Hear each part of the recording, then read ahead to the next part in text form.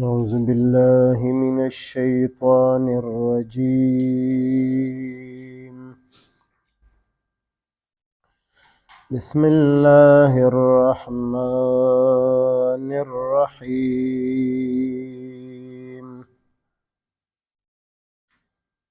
إن تبدوا الصدقات فنعما هي، وإن تخفوها وتؤتوها الفقراء فهو خير لكم، ويكفر عنكم من سيئاتكم، والله بما تعملون خبير. آمنت بالله صدق الله مولانا العظيم.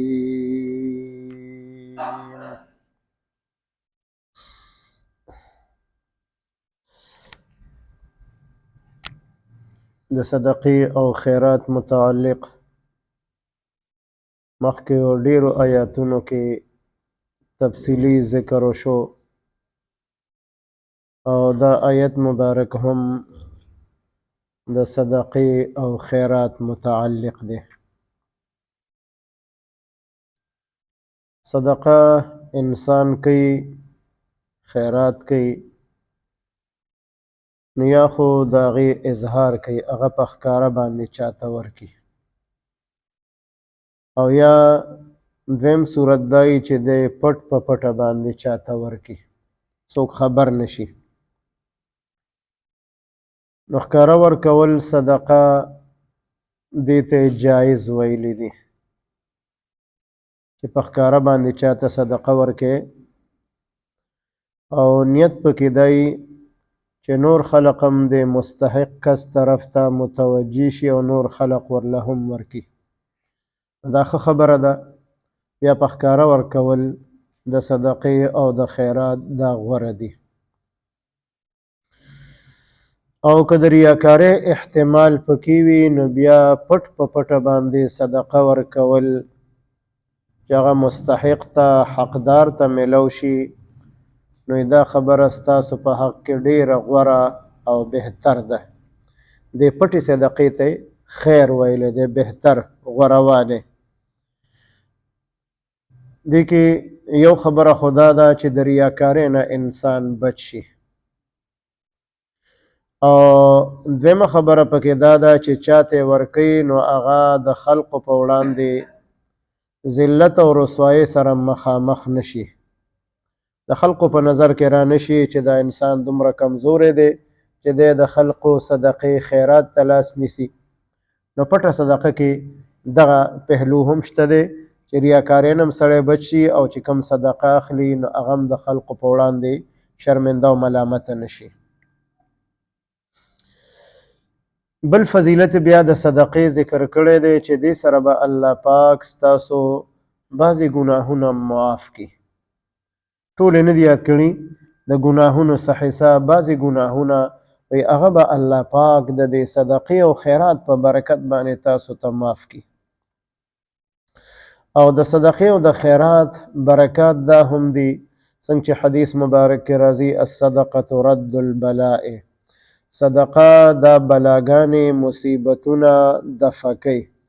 یو تکلیف او مصیبت را روان وي، انسان صدقه وکړي د الله پاک په نوم باندې، هغه را روان مصیبت او تکلیف هغه الله پاک رفع دفع کړي، د هغې نه الله پاک د انسان حفاظت وکړي.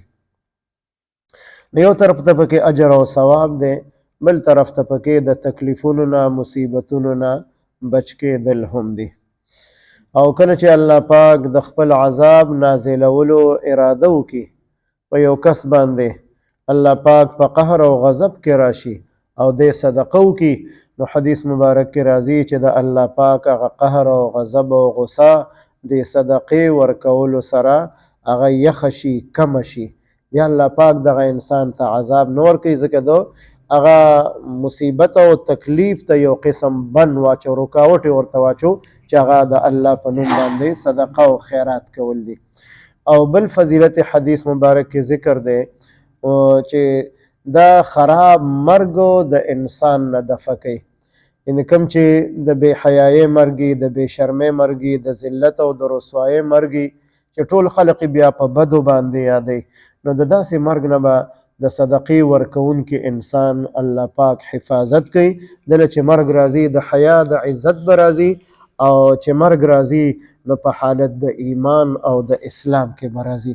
نو ډېر زیات برکات دي د صدقې.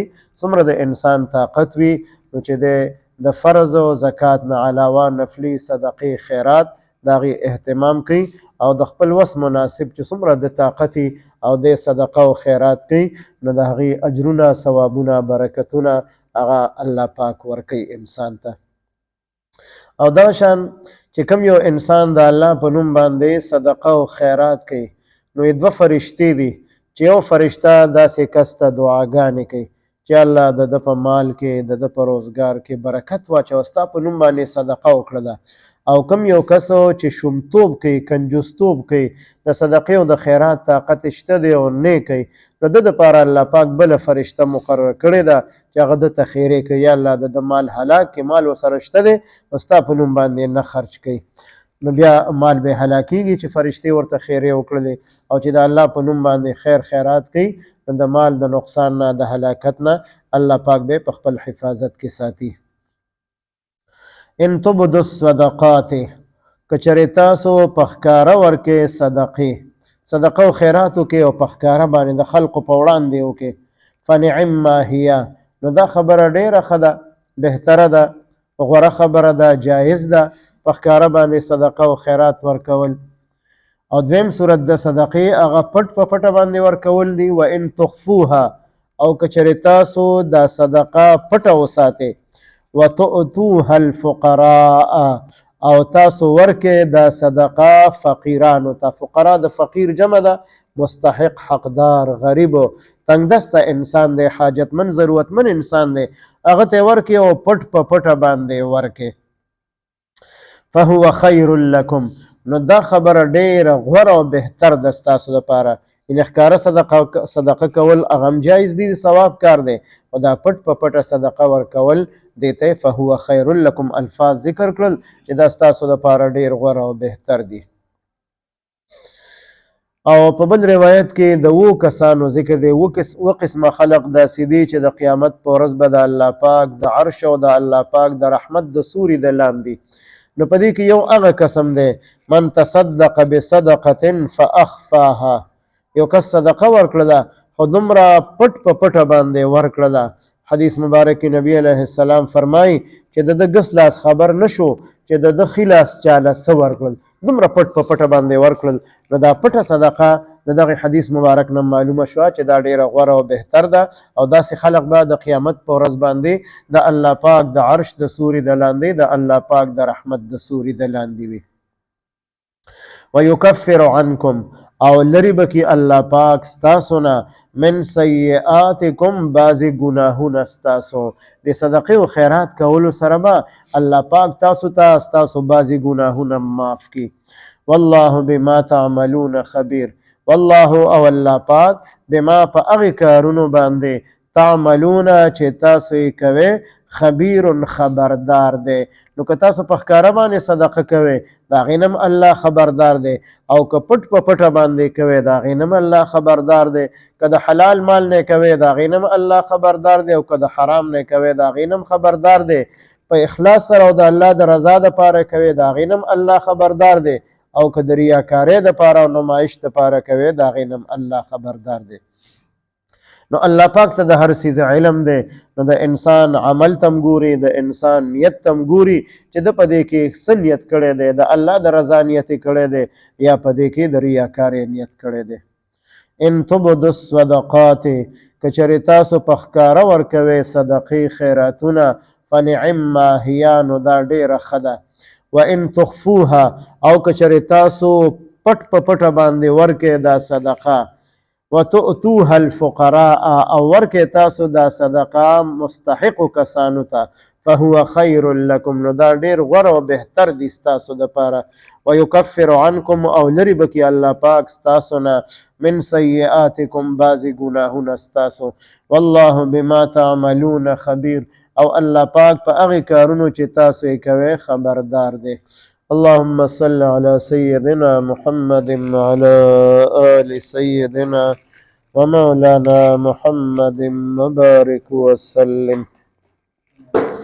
رب اجعلني مقيم الصلاة ومن ذريتي ربنا وتقبل دعاء.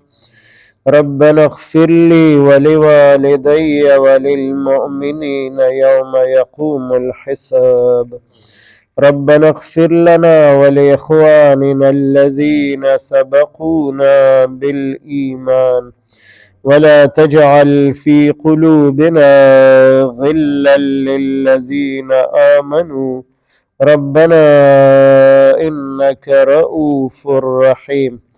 ربنا هب لنا من أزواجنا وذرياتنا قرة أعين واجعلنا للمتقين إماما.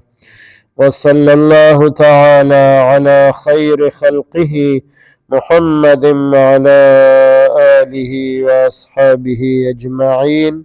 آمين برحمته.